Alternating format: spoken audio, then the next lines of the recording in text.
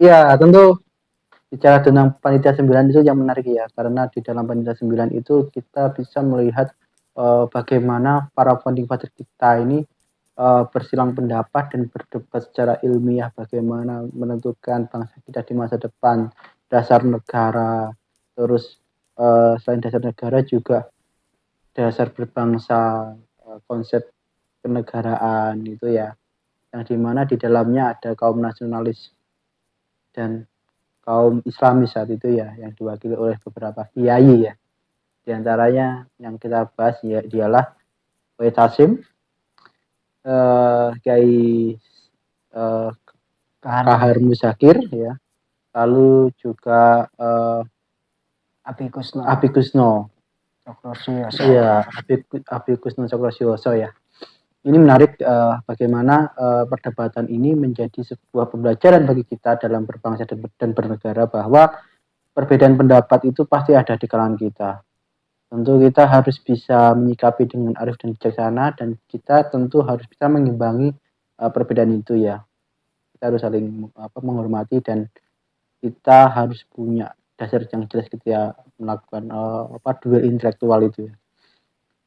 Ya, bicara tentang Panitia 9 yang menarik dalam ini ialah bagaimana Soekarno itu sebagai tokoh saat itu dia berusaha untuk memberi penengahan ketika kita membuat suatu dasar bangsa ya di dalam PPKI ya, akhirnya terciptalah juga Panitia 9, yang panitia ini yang membahas tentang khusus tentang dasar negara, yang dimana ada perdebatan masuk ada sebuah poin yang dimana menyelenggarakan ketuhanan yang Maha Esa, ketuhanan yang Maha Esa dengan menjalankan syariat Islam ya. Ini kan menjadi perdebatan yang cukup serius di dalam saat itu ya, dimana beberapa kaum nasionalis dan non Muslim saat itu merasa merasa tersingkir di dalam ini ya, di dalam rancangan awal Pancasila itu ya. Akhirnya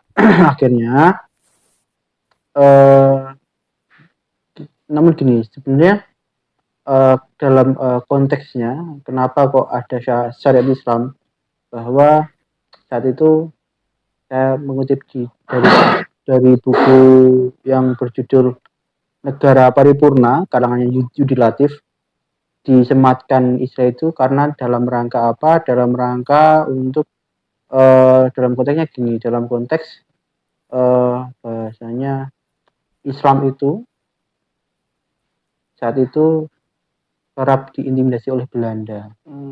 Beberapa ulama ingin memunculkan konsep Islam di dalam suatu negara. Itu konteksnya kayak gitu ya. Namun ketika itu dimunculkan, kemudian terjadi perdebatan itu.